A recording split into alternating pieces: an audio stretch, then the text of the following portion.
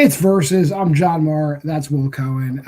Hey, we're getting into like the modern day ITN that we know and love. But before we get into that, how are you feeling, Will? I'm doing great. The year's wrapping up. The holidays are upon us. I'm wearing very festive red, which goes along with with John's half of the board here. I'm wearing every Um, other color. that's fair. That's 100% fair. I almost wore the blue one today, but I decided to go, get a little more festive with this.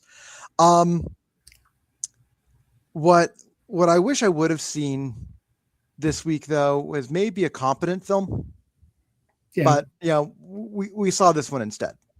We are talking about Ragdoll, and that is like a Raggedy Ann doll, I guess, type thing. Which I guess is, I mean, not that this is being marketed as like a Raggedy Ann, Raggedy Andy killer movie. That would have been maybe something to talk about. But I guess they're in the public domain too. But this isn't really being claimed as that, though there's no way you're going to unsee that as Raggedy Ann now. That's And true. I will say, aside from the fact that the doll's carrying a hammer, that's the doll from the movie. So kudos to the box art. Let's jump right into it. Our lead, as with a lot of newer ITN movies, is Chrissy Wanna. Touch wood. It's all be going smoothly. I'm pretty I'm just going to like put it out there. I don't know if I've put this out there before, John, but I'm putting it out there now. I'm pretty sure Chrissy Wanna attempted to be a porn actress. I think we don't need to do that because I can tell you the truth on this. I do believe she did do some adult modeling at some point in time, but I don't think she full blown went into porn. Yeah, I feel like she couldn't cut it there, and so she just said, she just said, okay, well, where can I find money? And the people over at ITN go, we'll hire you. Here's money. Can I bring I can't hire a babysitter. Can I bring my fucking kids along? I'd love to know the whole backstory because she's in a ton of these movies. And for every movie she's in, there's a movie that she's in. And for some weird reason, her children are in the movie. And like I've started to joke like she couldn't afford a babysitter. If you've watched the Dinosaur Hotel 1 and 2 and a few other random scattered movies, these two kids who are clearly her biological children show up and they cannot act. Like they are just like they basically memorize lines and they shove them in front of the camera and they just like fuck off their way through every movie they're in. And is she excited as well? And in this movie, they kind of got half of it right. Her son is in the movie, Junior. His name is Junior. And they made the smart decision of just having him be the doll. Like you don't talk, you just hit your marks and we go home.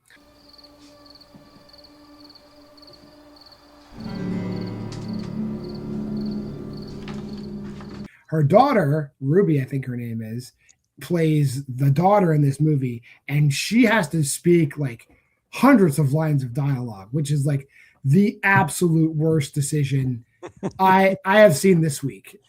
You're the reason my daddy left. You broke our family. It is bad. Like, and this is like a family drama. This is like mom got divorced from the dad. Mom suddenly became a lesbian. Danielle Scott is in this movie as the other lesbian in the couple. Say what you will. So I almost hate to do this, but I have to do this.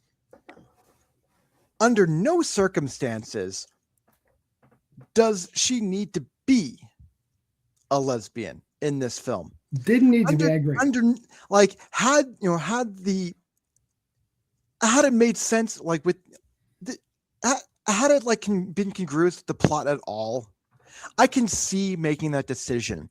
If there was some kind of it's there just to allow the ex-husband to be like a bigot, I think. Ending everything you and I share together. Because you've just decided you fucking love women instead. It's there for that purpose only. It feels dumber than that here, John. It feels like the only reason why they did is that they booked one too many, that they were able to hire another woman. because no other guy wanted to touch this script. And but their that's best friends fair. are a gay. Their best friends are a gay couple. Well, saying that, I just came to see the new house. Hey. Thank you so much for coming. Oh no, thank you for inviting us. They could have just made two regular. I mean, nothing wrong with having representation. Don't get me wrong. But like, if that were the case, then they could have just mixed and matched. But they didn't. They But had a gay couple and a I am pretty sure that I'm pretty sure P Flag would watch this and go, no, we don't need the representation here. lesbian. This is the one area we do not need the colors flying. So we're not even talking about the plot of the movie yet. So the plot, it's a traditional ITN plot. It's like we have like a thing. We have a costume we found in the basement. There's a costume we found in the basement. Can we make a horror movie around it? Like, oh yeah, why the hell not? It's a Raggedy Ann costume, sure. So the cold open is the people that lived in the house before the lesbian couple. The doll kills them.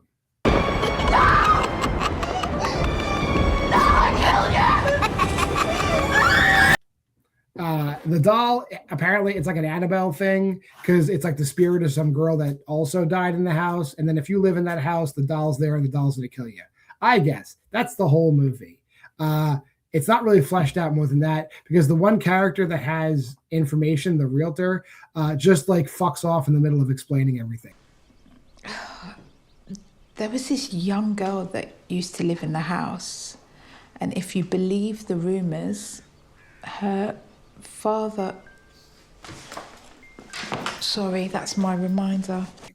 She starts giving exposition, and she's like, I gotta go, and then we never see her again. So great. Doesn't she like get a phone call? I could have sworn she got a phone call. She gets a phone call. Then when she's in the driveway, she looks up in the attic and she sees the doll, and then she like runs away. And like, so smartest character in the movie.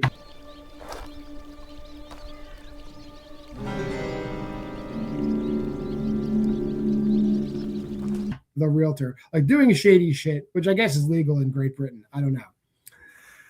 But so, like we said, Christy Wanna and Danielle Scott are a lesbian couple. They move into this house with the daughter. The daughter hates the fact that mom broke up with dad and is now a lesbian. She hates Danielle Scott's character. It's like your typical after school special nonsense, and it never really develops past that.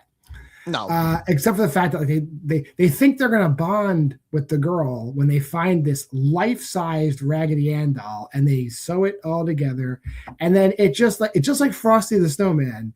When you add the final limb, it just magically comes to life. This can be your new home now. I hope you like it. That's it, and it's homicide. It's a homicidal doll, just cause. And did I mention this doll teleports because people legitimately drive away from the house in cars, and this thing moves slow as shit. But like 5 minutes later, the doll has caught up to them and is just killing them. And it can also enter locked houses. Yep. Tons of magic. We're talking Jason in part 8 teleportation powers this doll has. And in typical ITN fashion, just gets the drop on fucking everybody. Just no one stands a chance. There's no one even fights back. It's just like the doll sneaks up, splat. The doll sneaks up, splat. I think I do.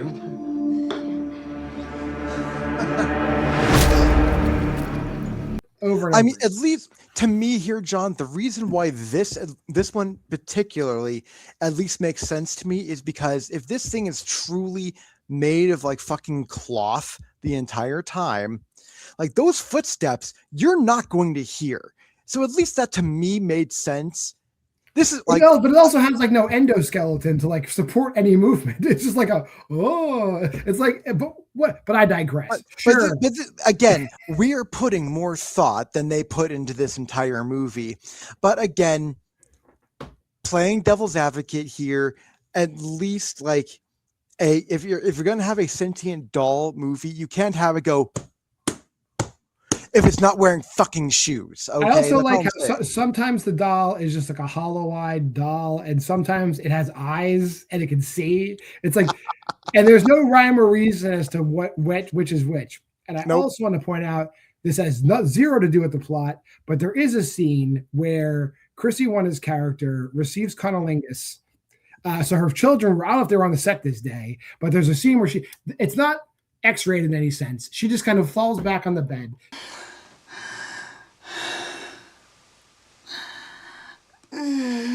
Doesn't even take her pants off, because the next scene she has her harem pants back on and she's walking around the house.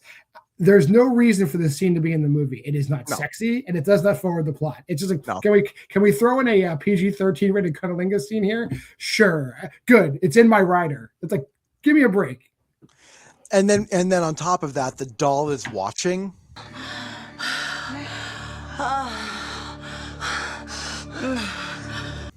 Yeah. So it's like, and the doll's supposed to be a kid.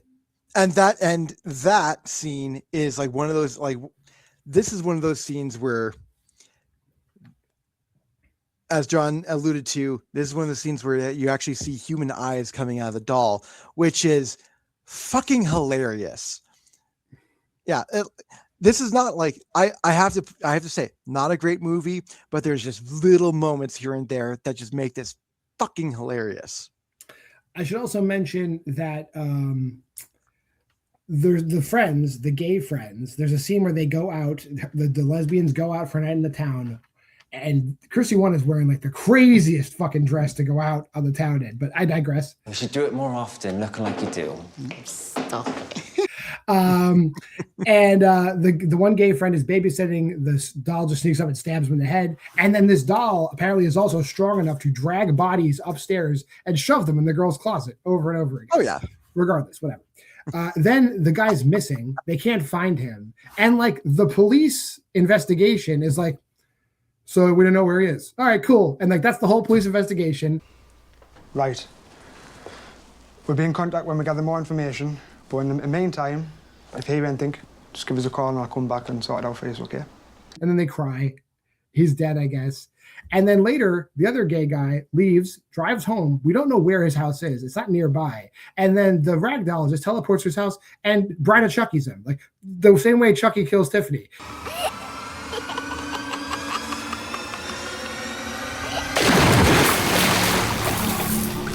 Just shoves a radio into the tub and electrocutes the guy.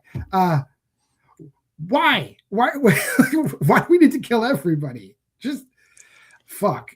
But there's enough death that the mom believes the daughter is killing everybody. And then the doll kills her and the cops show up. And the movie just ends.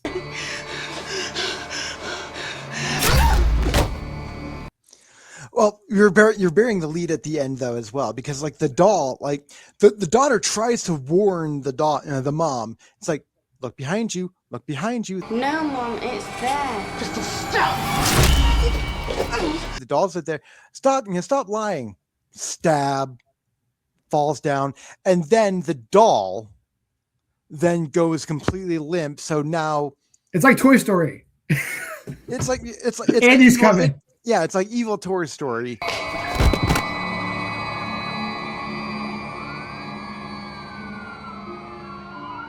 But now, now it's like the cops are going to show up, and now it absolutely looks like the daughter fucking did it because the mom already called the cops on the daughter. That's the whole movie. We did it. It's like, let's rate it.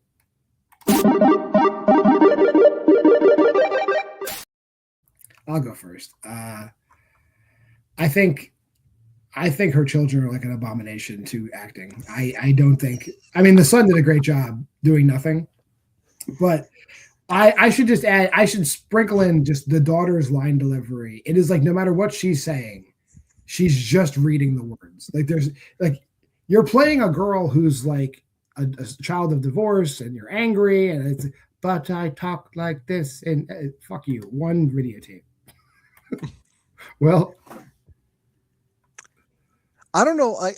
I can't say that I'm being more generous than John. I gave it a slightly higher score than that. I went 2.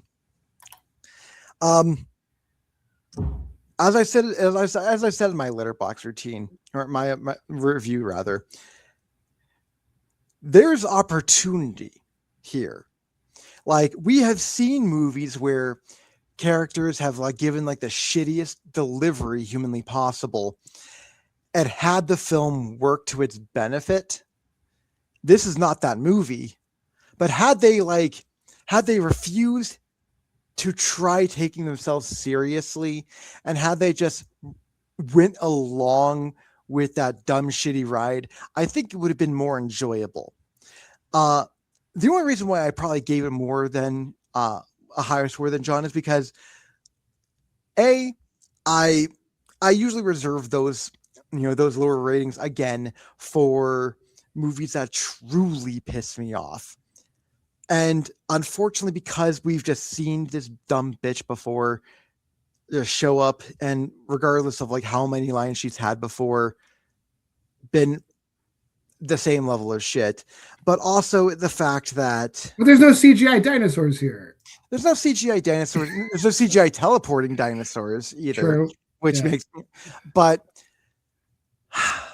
this didn't aggravate me enough, but also didn't entertain me enough to get, to go like even like up to 2.5 either. So to me, it was just like mid to mid low. So 2. Fair enough. What are we doing next week? Great question. Would you believe that ITN has sometimes drags down respected actors, and Dee Wallace Stone is not immune? Dee Wallace Stone is in Incubus: New Beginnings, and we'll be talking about her fall from grace next week here on Versus. But if you made it this far in the video, like, comment, subscribe, and share. Go to the Facebook group at Why We Love Horror. The 2026 Letterboxd Challenge is live. We'll be starting that in a few days. It'll be going live, so make your list now. Till next time, I'm JWMaher, and that's Will Cohen. This has been Versus. Here comes that schedule.